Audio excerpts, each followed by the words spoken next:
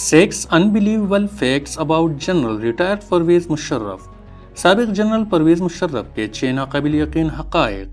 पाकिस्तान के 13वें army chief general Syed Pervez Musharraf, जो तारीख में किसी मोड़ पर हीरो और किसी मोड़ पर विलन के तौर पर उसने अपना नाम लिखवाया है। जनरल परवेज़ मुशर्रफ पाकिस्तान का वाहिद मिलिट्री डिक्टेटर है जिस पर 2 बार हमले हुए हैं, लेकिन वो उन हमलों से बच निकले हैं। न सिर्फ ये बल्कि वो वाहिद चीफ ऑफ आर्मी स्टाफ थे जिन्होंने आईनी पाकिस्तान को 2 बार मुअत्तल किया था। पाकिस्तान की तारीख में 4 बार मार्शल लॉ नाफिज की गई है। पहली बार मार्शल लॉ 7 अक्टूबर 1958 को सिकंदर मिर्जा ने नाफिज किया था। दूसरी बार 25 मार्च 1969 को जनरल रेखा खान ने, तीसरी बार 25 जुलाई 1977 को जनरल ज़ियाउल हक ने और चौथी और आखिरी बार 12 अक्टूबर 1999 को जनरल परवेज़ मुशर्रफ ने नवाज शरीफ को हुकूमत से गिराकर इख्तिदार संभाला था। जनरल परवेज़ मुशर्रफ ने 2002 तक एक फौजी शख्स की हैसियत से पाकिस्तान पर हुकूमत की। उसके बाद वो 2008 तक बतौर सदर पाकिस्तान रहे। उनकी हुकूमत में 3 शख्सियत ने बतौर वज़ीर आज़म खिदमत अंजाम दिए। दोस्तों, क्या आप जानते हैं कि जनरल परवेज़ मुशर्रफ वो शख्स है जिसको साबिक वज़ीर आज़म नवाज शरीफ ने खुद ही चीफ ऑफ आर्मी स्टाफ बनाया था, लेकिन जवाब में मुशर्रफ ने ही नवाज की हुकूमत गिराकर खुद इख्तिदार संभाला था। जनरल परवेज़ मुशर्रफ कौन था, आर्मी चीफ कैसे बना और उसने इख्तिदार कैसे हासिल किया? वो कौन था जिसने मुशर्रफ के त्यारे को इंडिया में लैंड करने का हुक्म दिया था? वो कौन था जिसकी धमकी के सामने पाकिस्तान ढेर हुआ? वो कौन था जिसने मुशर्रफ को फांसी देने के साथ उनकी लाश को लटकाने का हुक्म दिया था? आइए जानते हैं मुशर्रफ की जिंदगी के वो पसीपर्दा हक़ाइक़ जिसके बारे में शायद कोई जानता हो। वीडियो में जाने से पहले आप लोगों से रिक्वेस्ट है कि हमारे चैनल को सब्सक्राइब कर दे और साथ में बेल आइकन को प्रेस कर दे ताकि आइंदा आने वाली वीडियोस की नोटिफिकेशन आपको मिलती रहे।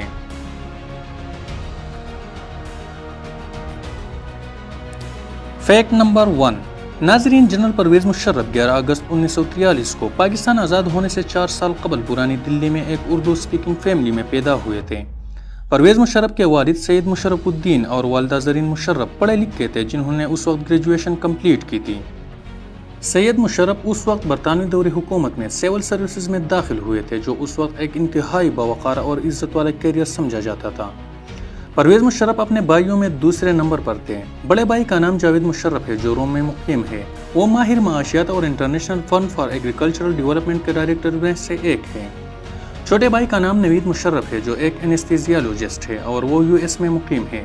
सबसे दिलचस्प बात यह है कि पैदाइश के वक्त मुशर्रफ का खानदान एक बड़े घर में रहता था जिसे नहर वाली हवेली कहा जाता था। उसके पास ही सर सैयद अहमद खान का खानदान भी रहता था, यानी सर सैयद अहमद खान सैयद मुशर्रफ का पड़ोसी था। पाकिस्तान आज़ाद होने से कुछ अरसा पहले परवेज़ मुशर्रफ अपने खानदान के साथ कराची मुंतकिल हो गए थे। पाकिस्तान आज़ाद होने के बाद वो 1949 से 1956 तक तुर्की के दारुल खिलाफा अंकारा में रहे। फिर पाकिस्तान वापस आकर लाहौर के फॉरेन क्रिश्चियन कॉलेज में रियाजी की तालीम के साथ साथ फिर बरतानिया में royal college of defence studies से भी तालीम हासिल की। मुशर्रफ 1961 में पाकिस्तान मिलिट्री एकेडमी में दाखिल हुए और 1964 में पाकिस्तान आर्मी में कमीशन हासिल किया और यहाँ से उनके करियर का आगाज हुआ। Fact number 2। Pakistani magazine blue chip के एक मजमून में लिखा गया है कि जनरल परवेज़ मुशर्रफ पर कोर्ट मार्शल होने वाला था, लेकिन 1965 की जंग ने उसे बचा लिया था। परवेज़ मुशर्रफ ने खुद एक खत में ये लिखा था, जो एक सरकारी वेबसाइट पर वो खत पोस्ट किया गया था, कि एक नौजवान सेकंड लेफ्टिनेंट के तौर पर मेरे खिलाफ एक तादीबी खिलाफ वर्जी के लिए कोर्ट मार्शल की कार्रवाई शुरू की गई थी, लेकिन उस वक्त हिंदुस्तान के साथ जंग छिड़ गई जिसने मुझे कोर्ट मार्शल से बचा लिया।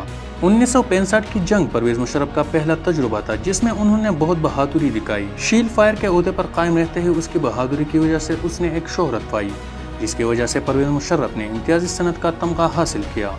उन्होंने उस लड़ाई के दौरान लाहौर और सियालकोट के जंगी इलाकों में भी हिस्सा लिया। जंग के खात्मे के फौरन बाद उसने SSG यानी स्पेशल सर्विस ग्रुप ज्वाइन किया और 1966 से 1972 तक SSG में खिदमत अंजाम दिए।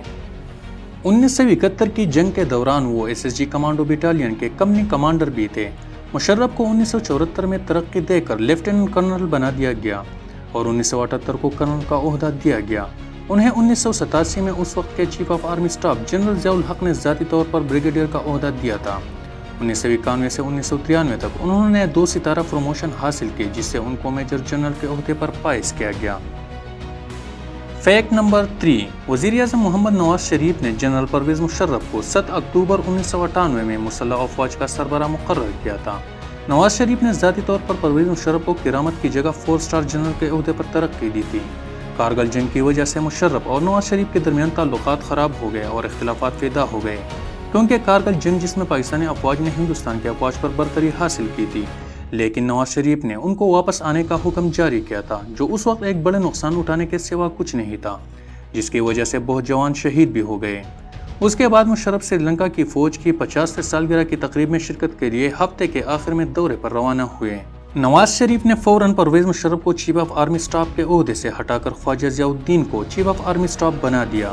مشرف کی واپسی پر نواز شریف نے خواجہ ضیاء الدین کو پرویز مشرف کے طیارے کو پاکستان میں لینڈنگ کی بجائے انڈیا میں لینڈ کرنے کا حکم دیا، لیکن کراچی کے کور کمانڈر اور فوجیوں نے کراچی ایئرپورٹ کا کنٹرول سنبھال لیا اور انہوں نے طیارے کو لینڈ کروایا۔ مشرف نے باقی کور کمانڈروں کے ذریعے نواز شریف کو معزول کر دیا، جس سے مشرف کے لیے فوجی حکومت کا سربراہ بننے کی راہ ہموار ہو گئی۔ نواز شریف کو عمر بھر قید کی سزا سنائی گئی۔ مشرف نے پھر نواز شریف اور اہل و عیال کو 10 سال کے لیے جلا وطن کر دیا۔ 12 اکتوبر 1999 کو مارشل لا نافذ کی گئی اور 14 اکتوبر کو مشرف ملک کے چیف ایگزیکٹو بن گئے۔ 12 مئی 2000 کو سپریم کورٹ نے مشرف سے کہا کہ وہ 12 اکتوبر 2002 تک قومی انتخابات کرائے۔ صدر رفیق طارر کے استعفا کے بعد مشرف نے 20 جون 2001 کو باضابطہ طور پر خود کو صدر مقرر کیا۔ اس نے اپنی حکومت کو مزید مستحکم کیا، جو 18 اگست 2008 کو ختم ہوا۔ فیکٹ نمبر 4، 11 ستمبر 2001 9/11 کے بعد مشرف تاریخ کے جروپوں میں ایک ویلن کے طور پر ابھر آئے۔ مشرف اپنی کتاب in the line of fire میں لکھتے ہیں کہ امریکہ کے deputy secretary of state Richard Armitage نے دھمکی دی، "We will bomb you into Stone Age"، کہ اگر پاکستان نے امریکہ کو اڈے نہیں دیے تو امریکہ پاکستان کو بموں کے ذریعے پتھروں کے زمانے میں دھکیل دیں گے۔ اسی ایک دھمکی اور صدر بش کی ایک کال پر پاکستان نے امریکہ کو اڈے دیے، جس کے بعد پاکستان اور افغانستان میں دہشت گردی کی ایسی لہر آئی جس کا خمیازہ آج بھی پاکستان کو بھگتنا پڑ رہا ہے۔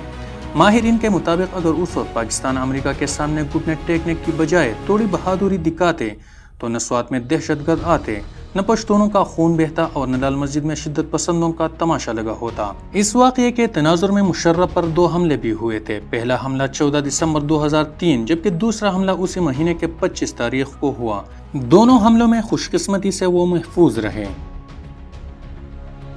فیکٹ نمبر 5، 7 اگست 2008 کو مسلم لیگ نون اور پاکستان پیپل پارٹی نے مشرف سے قومی اور عبوری اسمبلیوں سے اعتماد کا ووٹ حاصل کرنے یا استعفیٰ دینے کے لیے کہا، جس کے جواب میں مشرف نے کہا کہ میں ان لوگوں کو شکست دوں گا جو مجھے دیوار سے لگانے کی کوشش کریں گے۔ اگر وہ مجھے بے دخل کرنے کا اپنا حق استعمال کرتے ہیں تو مجھے بھی حق ہے کہ میں اپنی دفاع کروں۔ 18 اگست 2008 کو پھر مشرف نے اعلان کیا کہ انہوں نے اپنی سیاسی اتحادیوں کے ساتھ مشورہ کر کے استعفیٰ دینے کا فیصلہ کیا ہے۔ انہوں نے 1 گھنٹہ ایموشنل تقریر کیا اور کہا کہ میں اپنا مستقبل لوگوں کے ہاتھ میں چھوڑتا ہوں۔ میں نے ابھی تک جو بھی کیا ہے صرف اسی ملک اور قوم کی بھلائی کے لیے کیا ہے۔ تقریر کے آخر میں انہوں نے پاکستان زندہ باد کہہ کر استعفیٰ دے دیا۔ فیکٹ نمبر 6، 2013 کو جب نواز شریف وزیر اعظم منتخب ہوئے تو اس نے اپنے پرانے حریف جنرل پرویز مشرف کے خلاف غداری کا مقدمہ درج کیا اور 2014 میں سابق جنرل پرویز مشرف پر سنگین غداری کا الزام عائد کیا گیا۔ جنرل پرویز مشرف نے دلائل دیتے ہوئے کہا کہ اس وقت جو اقدامات کیے گئے تھے وہ سیاسی طور پر اچھے اقدامات تھے اور ان پر حکومت اور کابینہ نے اتفاق کیا تھا، لیکن عدالت نے ان کے دلائل کو مسترد کر دیے اور پاکستان کی آئین کو معطل کرنے کی جرم میں غداری کا سنگین مقدمہ درج کیا۔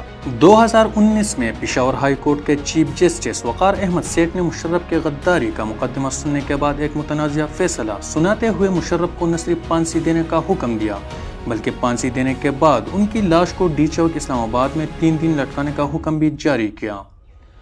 فی الحال وہ دبئی میں بستر مرگ پر اپنی زندگی کا آخری دن گن رہا ہے۔